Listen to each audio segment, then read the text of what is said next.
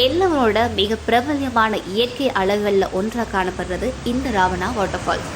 மலைப்பாறைகளுக்கு நடுவில் பல அடுக்குகளாக இந்த தண்ணி கீழே விழும்போது ஒரு நீர்வீழ்ச்சியை நேர பார்க்குற ஒரு சுகம், அதாவது அந்த நீர்வீழ்ச்சியில் இறங்கி குளிக்கிற போது வர்ற சுகம் வேறு லெவல் அப்படின்னே சொல்லலாம். இந்த அருவியோட சத்தம், சுற்றிலும் பசுமையான மலைகள், இவை அனைத்தும் சேர்ந்து இந்த இடத்தை மிகவும் ரொம்ப ரொம்ப அழகாக்குது அப்படின்னே சொல்லலாம்.